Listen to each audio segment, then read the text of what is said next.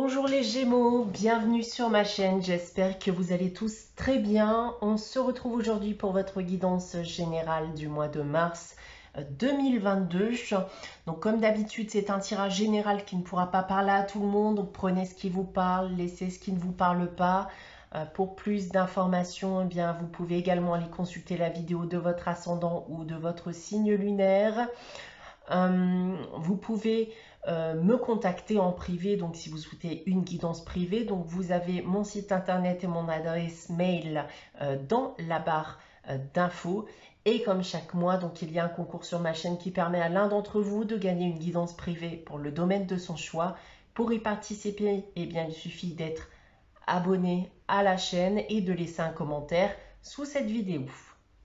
Voilà, on va commencer votre guidance les Gémeaux, tout d'abord avec cette carte de la sagesse de l'oracle.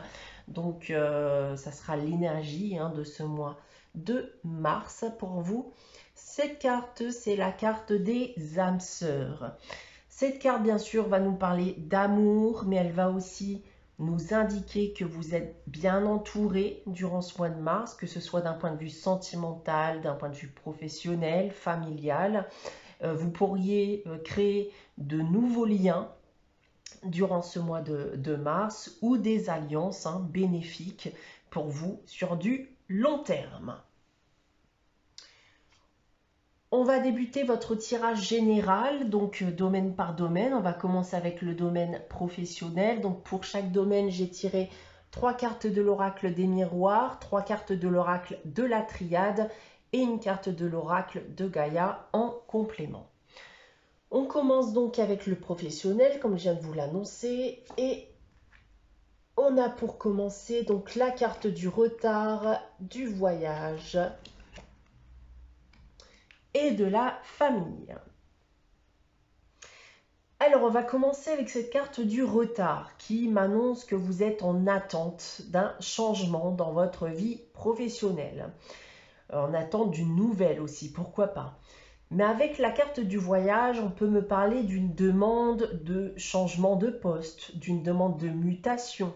Avec la carte de la famille, ça peut forcément impliquer le déplacement de votre famille également, si vous aviez demandé cette mutation par exemple. D'un point de vue plus général, cette carte de la famille vient m'annoncer que vous en avez aussi peut-être un peu marre d'attendre et que ces démarches dans le but de provoquer ce changement professionnel ne datent pas d'hier et que ça commence clairement à vous peser. On va regarder le reste du tirage. On a la carte du papyrus, de l'éternité et de la clé. Alors c'est plutôt rassurant ici, puisqu'il est question de contrat avec la carte du papyrus. Il est question également de démarche, d'évolution. Si vous vous trouvez donc dans cette situation actuellement, d'un point de vue professionnel, tout me porte à croire avec le reste du tirage que des solutions seront trouvées, que des propositions vous seront enfin faites avec cette carte de la clé et avec la carte de l'éternité. Il est question bien de durabilité, d'une solution, d'une proposition sur du long terme. Et il est donc probable que si vous vous trouvez dans cette situation, que les choses viennent enfin à bouger durant ce mois de mars. En complément avec l'oracle de Gaïa, c'est la carte Yin-Yang. Et cette carte annonce que vous avez travaillé dans le but de rétablir un équilibre et une harmonie dans votre vie et notamment dans votre vie professionnelle. Ce n'était qu'un mauvais moment à passer. Et dans votre cas, c'était très certainement l'attente, l'incertitude. Et à l'avenir, on vous conseille donc d'accepter que la vie est faite de blanc et de noir et que c'est de cette manière que la quête d'harmonie peut être accomplie. On passe maintenant au domaine sentimental et affectif. On commence avec l'oracle des miroirs, donc avec la parole, la naissance et l'enfermement.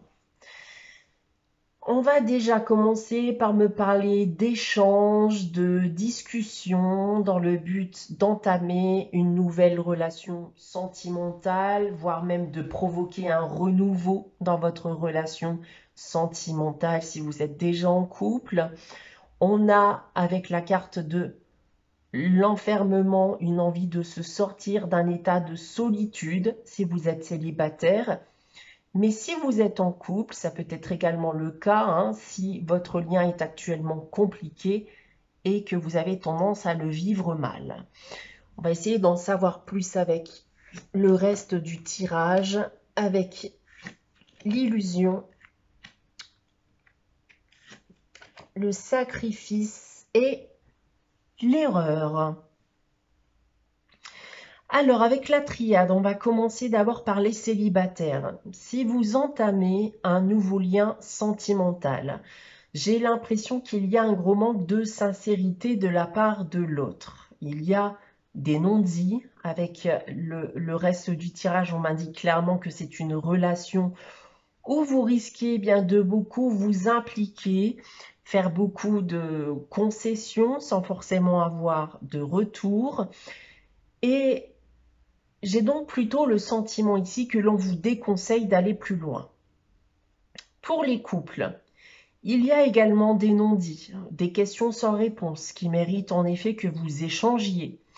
Avec la carte du sacrifice, il est en effet question de faire des efforts, des concessions, mais dans votre cas également, je n'ai pas l'impression que ça ait beaucoup d'impact. Quelqu'un d'ailleurs a pu fauter dans cette relation. Et ici, on vous dit également que vous pourriez faire beaucoup d'efforts pour rien. En complément avec l'oracle de Gaïa, c'est la carte vent nocturne. Et on me confirme bien ici votre état d'anxiété actuel ou qui risque d'intervenir durant ce mois de mars avec notamment un sommeil perturbé. Vous allez vivre un véritable conflit intérieur qu'il va falloir extérioriser par la parole, notamment en exprimant vos craintes, vos peurs, vos doutes, etc. Il va falloir vous en libérer. Maintenant, d'un point de vue financier et matériel, on a la fécondité, la distance et le retour. Alors ici, j'ai le sentiment que vous aviez mis un projet de côté, moyennant finance, bien entendu, et que vous allez enfin pouvoir vous y remettre durant ce mois de mars, avec cette carte du retour. Il n'y a rien de concret pour l'instant, puisqu'on voit que quand vous avez lâché ce projet, ça n'était encore qu'à l'état d'idée, c'est en gestation, en construction. Vous allez donc revenir à ce projet là où vous vous étiez arrêté. Si je prends le reste du tirage, alors on a la richesse, la protection